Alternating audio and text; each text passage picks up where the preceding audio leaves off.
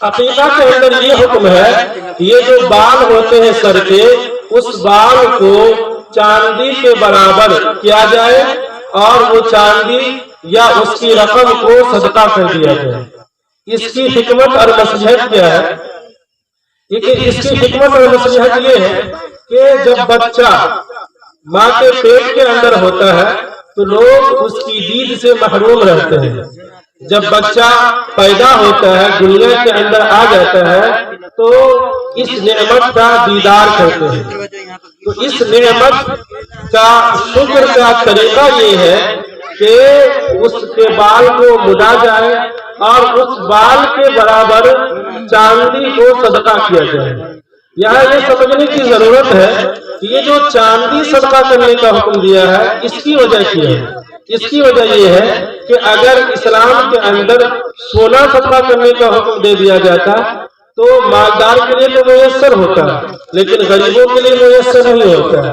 اسی طرح اگر غلہ میں کسی چیز کو متعین کر دیا جاتا پھر اس کی اہمیت نہیں ہوتی، لیکن چاندی کی اہمیت ہے، اور چاندی ایسی چیز ہے جو مالدار اور جو غیر مالدار ہے، کم صاحب حیثیت ہے، ان کے لیے بھی مہیا کرنا آسان ہوتا ہے۔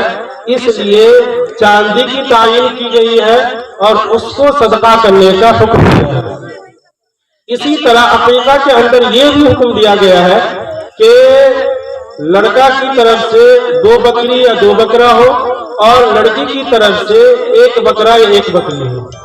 یہ جو 2 کی تعین ہے، اس کی وجہ کیا ہے؟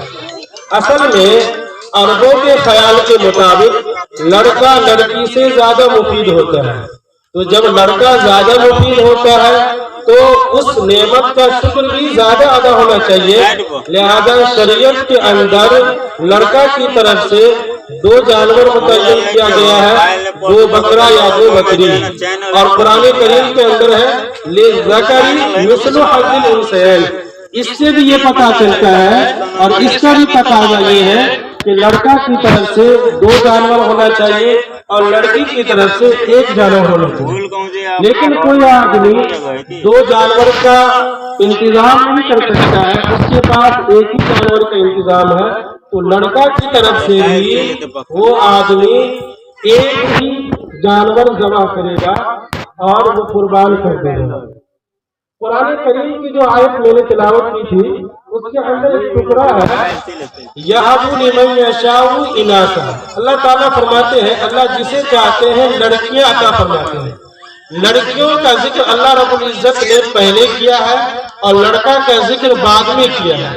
اس سے معلوم ہوا کہ بیٹی کوئی منحوس چیز نہیں ہے، اور بیٹی کے پیدا ہونے پر اس کو نحوست نہیں سمجھنا چاہیے اور اپنے آپ کو دوسرے لوگوں سے اپنے چہرے کو چھپانا نہیں چاہیے اور اس چیز کو بیان کرنے میں عار محسوس نہیں کرنا چاہیے، بلکہ یہ سمجھنا چاہیے کہ اللہ تعالیٰ نے ہمیں یہ جو بیٹی دی ہے یہ اللہ کی طرف سے بہت بڑی رحمت ہے، اور جس عورت کو سب سے پہلے بیٹی ہوتی ہے گویا کہ وہ عورت بابرکت ہے۔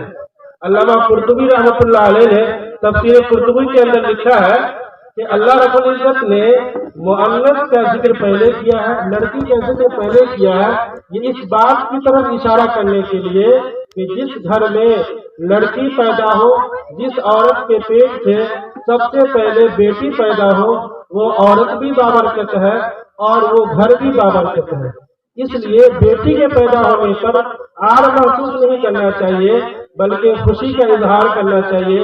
اللہ بیٹا دے تب بھی خوشی کا اظہار کرے، اللہ بیٹی دے تب بھی خوشی کا اظہار کرے، اور جسے اللہ نے اولاد سے نہیں نوازا ہے اللہ کے اس فیصلے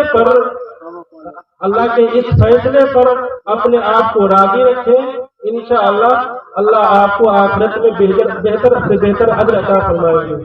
اللہ رب العزت سے دعا ہے کہ ہمیں ان کہیں سنی باتوں کو صحیح سمجھنے اور ان باتوں پر عمل کرنے کی توفیق عطا فرمائے۔ وآخر دعوانا ان الحمد للہ رب العالمین۔